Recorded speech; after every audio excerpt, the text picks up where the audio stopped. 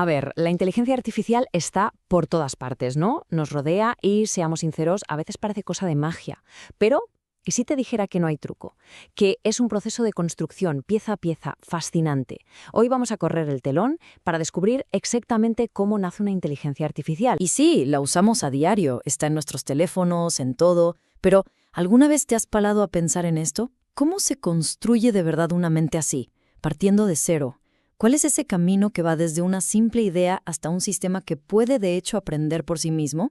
Pues eso es justo lo que vamos a desgranar hoy. Esta es nuestra hoja de ruta. Vamos a hacer este viaje en 5 etapas. Arrancamos con el plan maestro, después le daremos sentidos para que pueda percibir el mundo, luego le construiremos un cerebro, la máquina de aprendizaje. Le enseñaremos a pensar y actuar. Y para terminar, la parte más delicada, el factor humano. ¿Listos? Vamos al lío. Muy bien. Primera parada, el plan maestro. Y esto es fundamental, ¿eh? Una IA no empieza con la primera línea de código. No, nace mucho antes, con una pregunta muy básica. ¿Qué problema queremos resolver? Como en cualquier proyecto grande, todo arranca con un plano, con un propósito bien definido. Pero para. Primero lo primero. ¿De qué hablamos cuando decimos inteligencia artificial? Pues mira, según la RAE y expertos como Bellman, es la ciencia de crear programas que hacen cosas que normalmente asociamos a la mente humana, cosas como aprender o razonar. O sea, es básicamente el arte de enseñarle a las máquinas a pensar. Y ojo, que aunque esto nos suene súper moderno, a cosa de ahora mismo, este sueño tiene ya sus años. Fíjate. La idea de una neurona artificial es de 1943. Luego, en los 50, el gran Alan Turing nos retó con su famoso test. Y el término en sí, inteligencia artificial, se acuñó en el 56.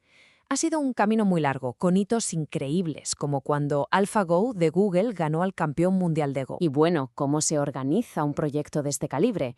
Pues imagínatelo como si fueras a construir un puente. Necesitas un método. Por un lado tienes la vieja escuela, los métodos pesados, donde todo se planifica al milímetro desde el principio, súper rígido. Y por otro están las metodologías ágiles, como Scrum, que van en ciclos cortos, adaptándose, cambiando. Hoy en día casi todo el mundo se va a lo ágil, porque en este mundillo, si algo es seguro, es el cambio constante. Vale, ya tenemos el plan. ¿Y ahora qué? Pues para que nuestra IA pueda hacer algo útil, primero tiene que enterarse de lo que pasa a su alrededor.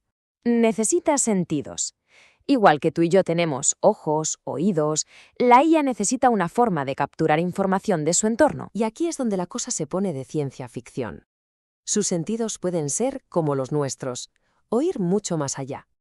Sus ojos son cámaras, sus oídos micrófonos, pero también puede tener un GPS para saber dónde está, acelerómetros para sentir el movimiento e incluso sensores de temperatura o humedad.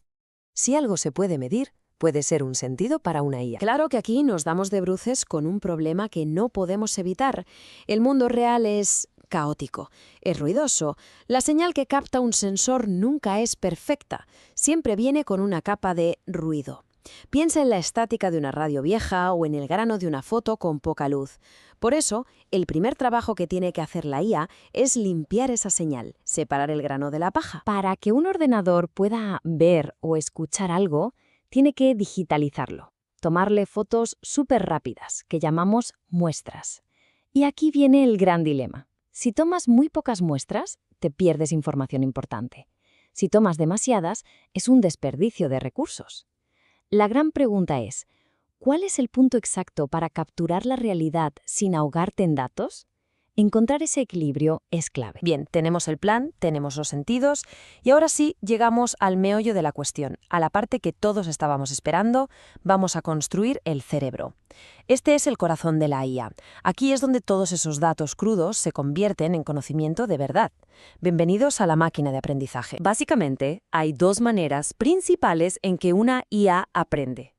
Una es el aprendizaje supervisado. Imagínate que la IA es un estudiante y nosotros somos el profesor. Le damos miles de ejemplos ya con la respuesta correcta. Esto es un gato, esto no es un gato. Y así aprende. La otra forma es el no supervisado. Ahí la IA es más como un detective. Le das un montón de datos sin ninguna pista y su trabajo es encontrar patrones, conexiones ocultas. ¿Y cómo sabemos si va por buen camino? Pues usamos herramientas como esta, la matriz de confusión.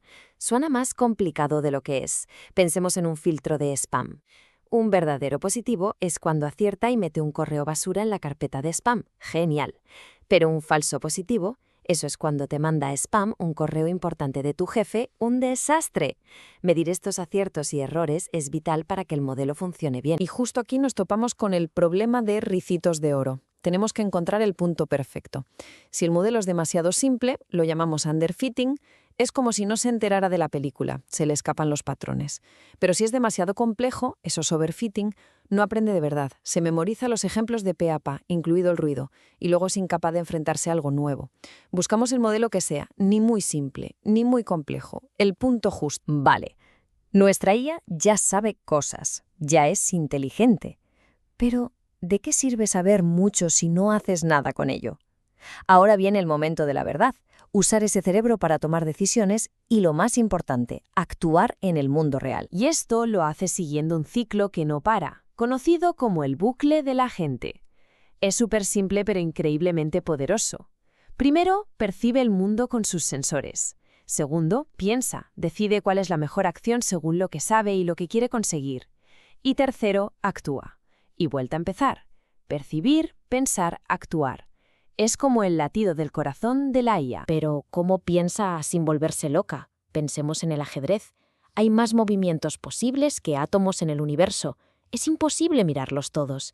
Así que una IA no lo intenta.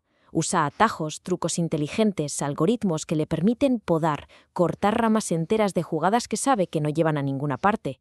No busca la jugada perfecta. Busca la mejor jugada posible en el tiempo que tiene. Hemos llegado al final del camino. Y esta es, quizás, la parada más importante de todas.